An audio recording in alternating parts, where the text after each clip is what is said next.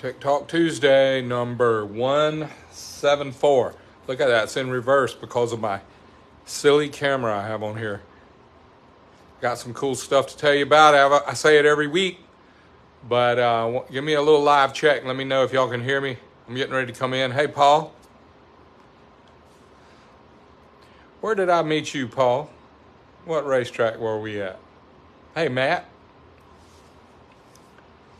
Charlie. Good to see you, Charlie. Back in Georgia yet? I know you travel. Working all over. Hey, Rick. Yeah. Hey, Paul. Just thinking about where I met you. Hey, Chuck. Loud and clear. Good. That's a great sound check. Thank you. Kevin. Man, thank you, Kevin. I tried to give you a holler. Tell your dad I said hi. Hey, Doug, Mitch, Brown. Yeah, light them up. Mike Williams. Good to see you guys' names come across here. There's two hellos over there. Hey, Ricky.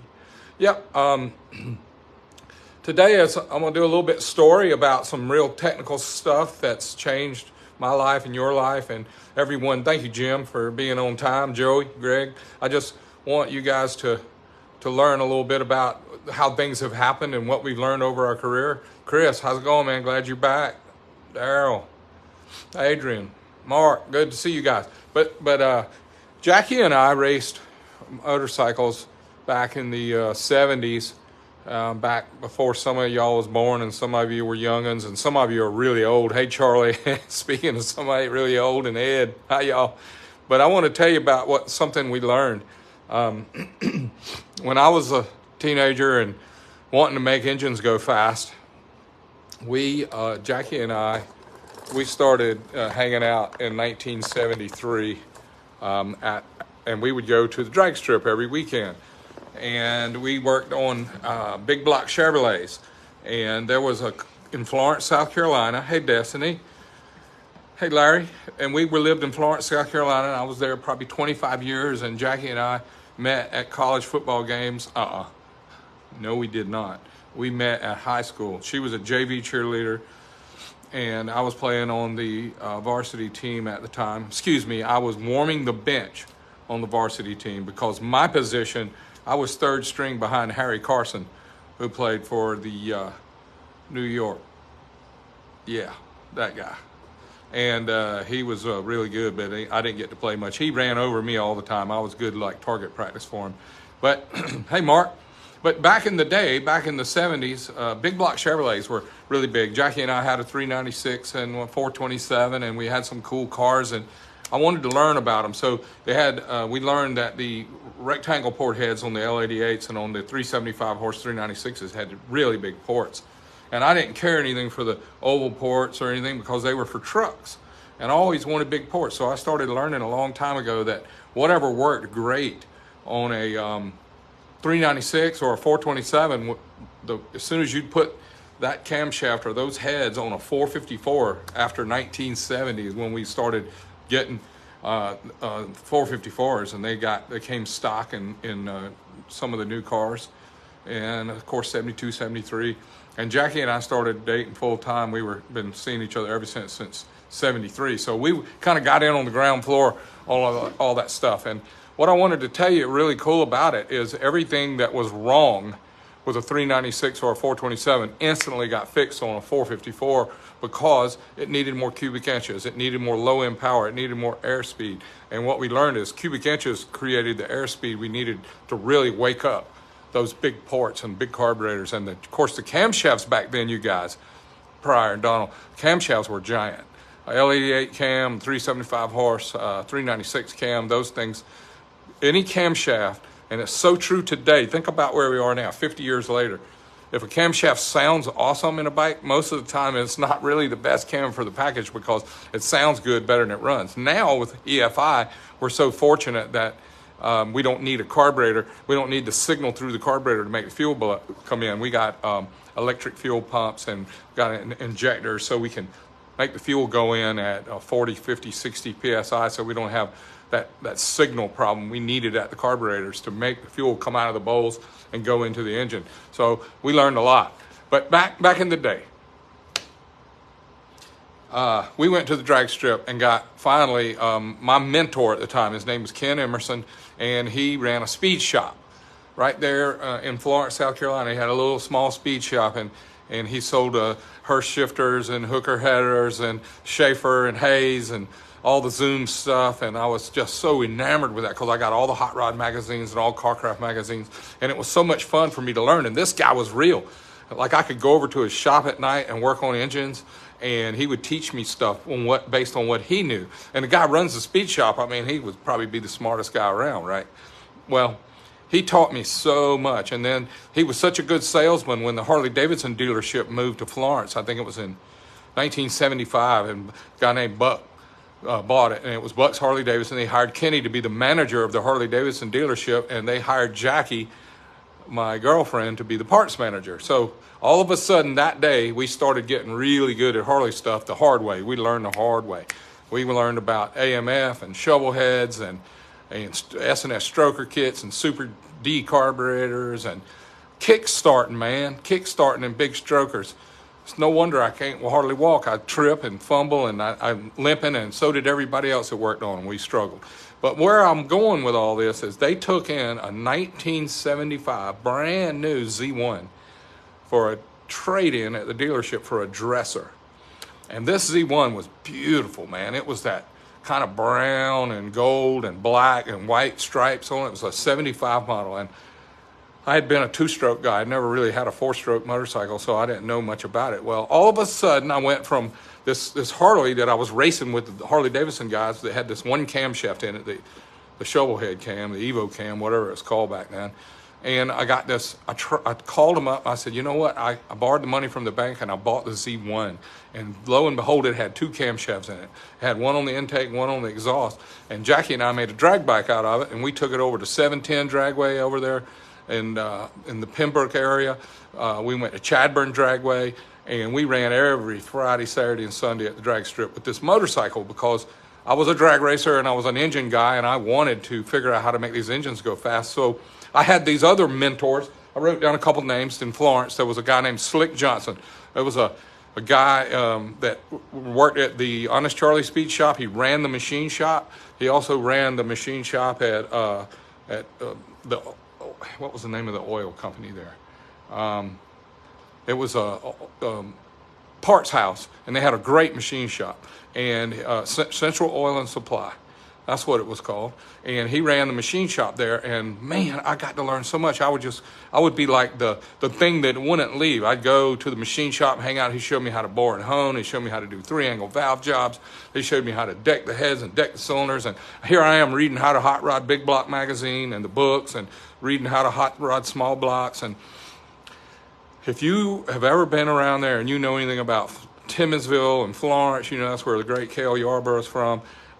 Myrtle Beach area, the Johnson family, not the ones that are famous from North Carolina, but Junior Johnson. And this is not kin to the one from North Carolina. This is a guy that his mom and dad named him Junior, and his last name was Johnson, and he ran a machine shop out in the country halfway between Florence and Timminsville. And Jackie and I would go over there at night, and they were building stock cars, and they were racing them, and I was so excited to learn. We were just like sponges, and we were so hungry.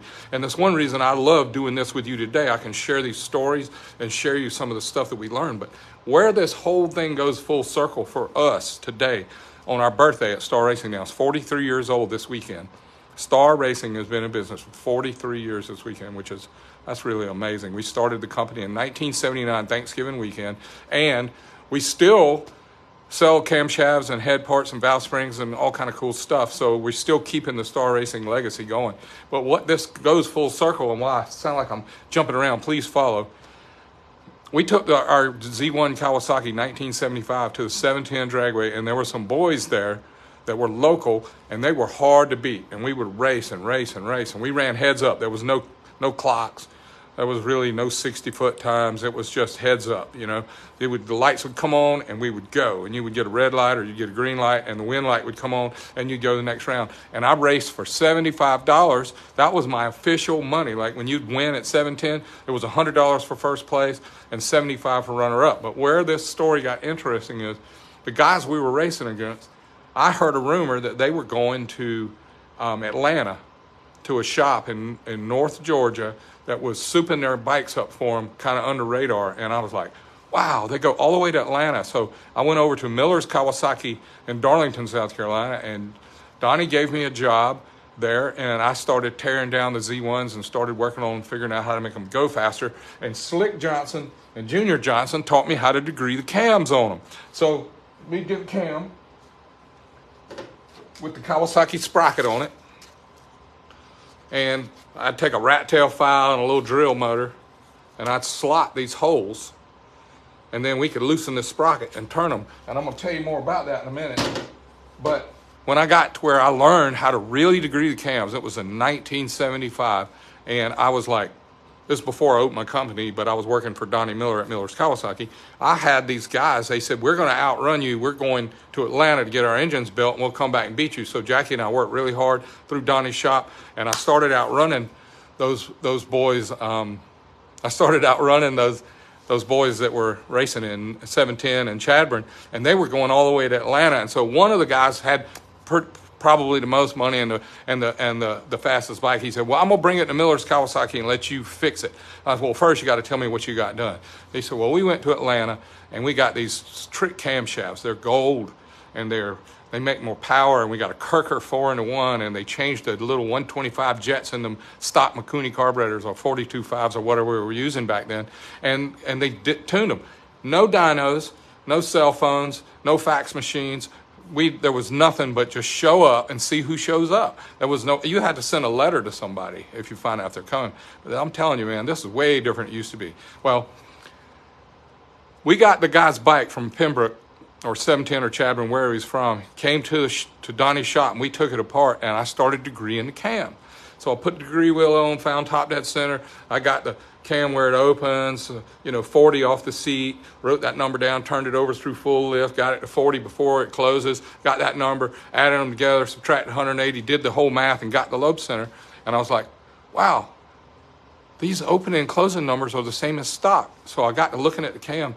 Y'all, these guys in Atlanta took the Z1 cams and they ground the numbers and the logos and all the insignias off, and they polished them and they painted them gold and sold them to these guys for $500. And they slotted the sprockets and they degreed them in, and I couldn't believe it. I heard a rumor that these guys were not honest that were doing this work down there in North Georgia. I was in Darlington, South Carolina, and Jackie and I, it hurt our hearts, because they were charging these guys this money. We were beating them. We were beating them with stock stuff, but I had Slick Johnson and Honest Charlie Speed Shop and the guys at Central Oil and Supply helping me. 3-angle valve jobs. We would deck the heads. We would deck the cylinders. I'd get the piston to head clearance too close, get the clearances right, get the cam advanced, and we were just doing everything like you would a big block Chevrolet at the time for a Z1 Kawasaki. So went back to North Carolina to race these guys and outran them, and then we realized that they were being cheated. They were getting ripped off, and Jackie and I, we struggled with it. We didn't know how to, we couldn't throw those guys under the bus, but we said, listen, we need to fix this. So Jackie and I came up with this great idea in 1979 that we were going to go open a shop, and we were going to be, in our opinion, we were going to be the white hat guys. We were going to treat people right. We were going to charge them for what they got, and we were going to prove to them that they got what we charged them for, and we would always guarantee performance. There was no dynos, but we would always go to the racetrack and show them how fast the bike would go. Even when I retired in 2016, 17, 18, we were still taking motorcycles to the racetrack and showing people how fast they would go. And when the S&S Buell came out and we started building our own version of that, we built 16 turnkey bikes that we would bring to the drag strip. We would bring it to Silver Dollar Raceway or SGMP or wherever, Atlanta Dragway, and we would get a pro like Chip Ellis or Matt Smith, or somebody would get on, Chip Ellis would get on, or Chris Rivas would get on these motorcycles and show our clients how fast the bike was. We started that way in 1979, making sure that people got what they paid for, and it has come a long way. But I want to tell you today, we are in the cam business today, and we started that thing back in the cam business. We started that. So when I woke up this morning, I realized for Tech Talk Tuesday that this has gone full circle in the cam business. And in 1980, I was friends with a guy named Paul Cascio down in the south of Louisiana, New Orleans area, and he was racing pro stock with Gary Tonglet was his driver, not Ellie Tonglet and not GT Tonglet, but his daddy, Gary Tonglet, was the driver for this pro stock Suzuki. And he told me, he said, George, you need to call Kip over at Southern Cams. He's over in Baton Rouge, and he is a really smart guy, and he can make any camshaft work. So you send him your favorite cam, and he will make it, copy it up, make it better, change the profiles, and send it back to you and make it fast. So I call this guy Kip, and we got to be great friends. And I'm going to tell you something. Since I'm from down south, I thought that there was still the north versus the south and the south versus the north, so I made a big issue out of it. And I said, Kip, we're going to invent camshafts for Kawasaki's, and we're going to sell them all over the world, and we have to change the name. It's going to be Star Racing Cam, but I want them made by a company that would be accepted up north and over in other countries. I don't want to be Southern Cams. Yeah, that's right, the Super Squirrel Jet Basket. But what Kip Faber was his name. He changed the name of his company to Cam Motion. And Cam Motion today in 2022 is one of the very, very best private label camshafts. It makes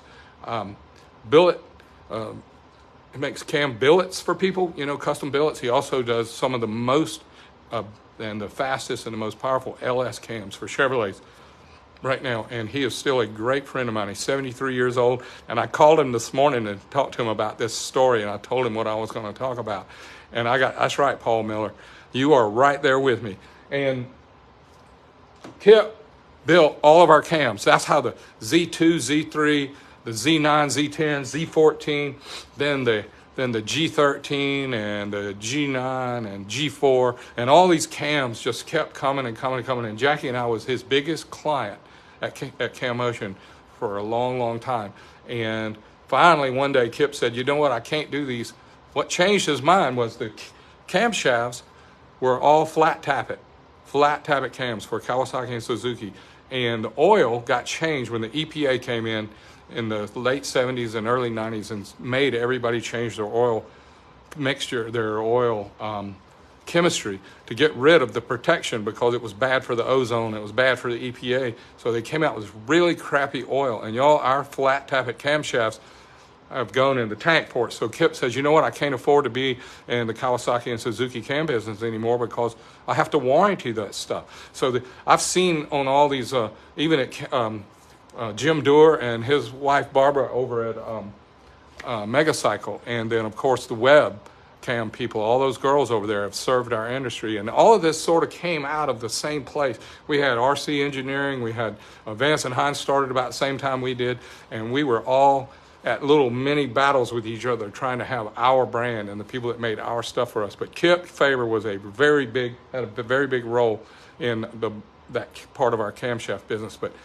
to go more modern day, to finish it, creating the buckets that were in the Kawasaki's that were flat tappet. We used a stock Kawasaki 650 bucket. It was flat. This is a radius bucket. This is a 3-inch radius. I don't know if you can see it. It's not flat on top. And the reason this came about, and we didn't invent it, Offenhauser ran these back in the 30s and 40s in the Indy engines, and Kip Faber sent me an Offenhauser bucket in 1999, and he said, you need one of these in your Suzuki. And we were Team Winston, we were well funded. I was wearing Kip out because when I found out that the bucket holes got worn out in the head, so I was using the Vortex head that Rick Ward was selling. And the casting must have been at the time a little bit soft, and the buckets would rock really bad. And we were making really crappy camshafts, design-wise, not Kip's fault, my fault. I said, make it more aggressive, make it open the valve faster, make it open the valve quicker.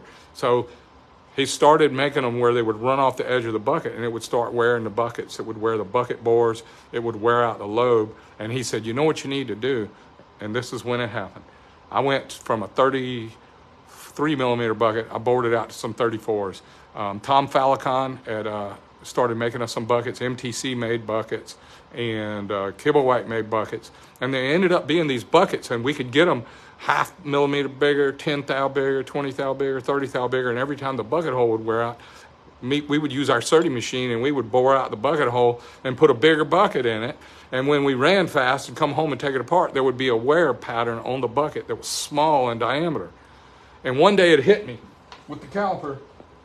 One day I said, look, the wear pattern on this bucket is still 33 millimeters. And Kip says, oh, okay, well now we can accelerate the velocity more. We can move the valve at peak velocity. Instead of going 11 thousandths per degree, we could go maybe to 11.1 thou degree, or maybe 11.2 thou degree. And these were direct acting. There was no rocker ratio, no rock arms. The cam was sitting right on the bucket. So he started pushing it.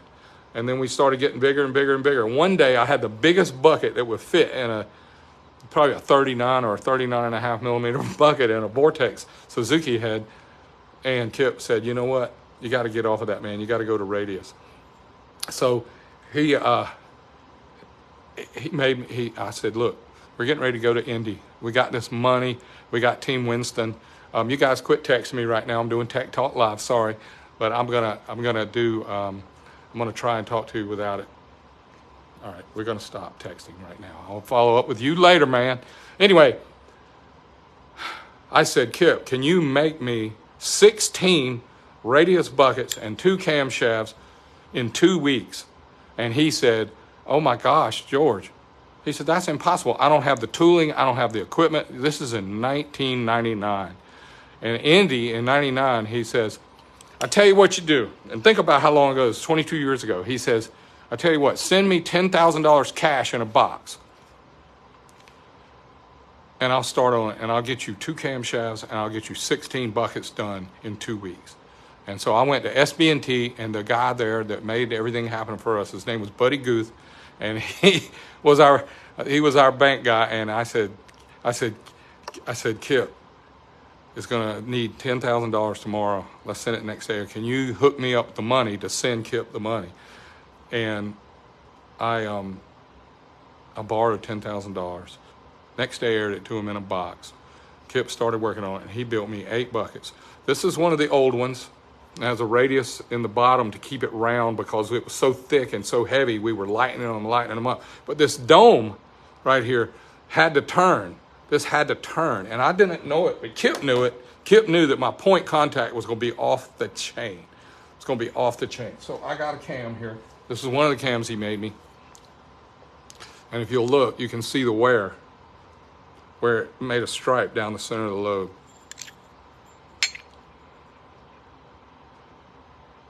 So the point contact on this was the most brutal thing we had ever seen. You're talking about learning what your oil's good for? Back in the day, man, we thought about rod bearings and we thought about pistons and wrist pins. But I'm telling you what, man, this right here, this will test your oil. Let me try and get it to the right angle for the camera. So this spun in the head. It's fast. And this cam has a lot of lift, but look at the profile. This is only, let me tell you what this is. This is only 265 degrees duration at 50. But look at the profile. Because it's a radius tappet. There was no such thing as a roller cam for Kawasaki's or Suzuki's. And this is so old, y'all. This is before we had bearings on the end. We had a bearing here, and this lobe was just trying to break off all the time. We had bearings here, and this lobe was trying to break off all the time. It's unsupported over here. So the buckets would last for 4 to 8 runs. The cam would last for about 20 runs. So we would send it back to Kip, and he would reduce the base circle from 1 inch down to about 980, and then he would get me some more buckets, and we'd race again. And then in about 8 runs, the buckets would be worn right here so bad, and it must have been catching on fire inside the engine, and we didn't know it. So he would turn this down. Finally, I got down to this is a 975 base circle. 22 years ago, y'all. And it didn't take but a minute for me to really get dumb and do a 720 lift. Think about a Z1 or a KZ or a GS 1100 or 1150, 2-valve, 720 lifts. So this is the original billet, and then he welded all this up with stellite. And I don't know if you'll be able to see it, but if you look really close, you can see where he would take a wheel and trench this lobe out. Kip at Cam Motion trenched this lobe out and made a big trench, and then he welded stellite in here and ground it back. Can you see Can you see the fill? It's like a different material inside the lobe that's shaped like a U right here. But that was the only way we could get this to last for 20 runs. But guess what we did? We won, and we won, and we won, and we kept it a secret. I mean, it was the best kept secret. Some of my best guys that raced with us kept this a secret forever. And the rumor is, I mean, we even had an exhaust cam after we got good at it. This one here is like, let's see what this one ended up being. I think this one ended up being 650 lift, right? And it was so brutal on the buckets, and it was so brutal on the lobes, that it didn't matter how good you tighten these up. We had to weld the sprockets on. When we get the cam timing we wanted it, we would weld the sprockets on so they would quit jackhammering loose, and the camshaft was in here going like this.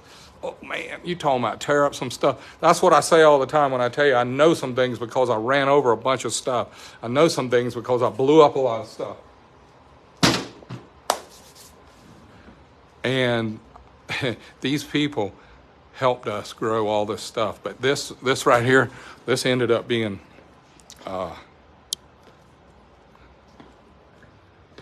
we ended up winning 28 races. We won Indy a bunch of times. We won 3 championships, and then we changed over to the V-twins. And when we changed over to the V-twins, we went with the S&S engine, and it had 4 camshafts, and we started all over again. But what's really cool about it that I wanted to share with you guys is how much fun it was to have that little advantage and to keep it quiet for a while. And then when we went over to the V-twin, we had to start over again learning all about the camshafts. And anyway, it's a long story that I could tell you more about it, but the rumor is that the people that found out when we went to the V-twin, they found out that we were running a radius tappet, and that they had the guys, the other team, I guess it's like Ford and Chevy, it was Vance and Hines and Star. A lot of the clients said they had to have a radius cam too in order to be competitive. So I got to see one day. A guy brought me, and I looked at it, and it was exactly the same cam as his flat tappet cam.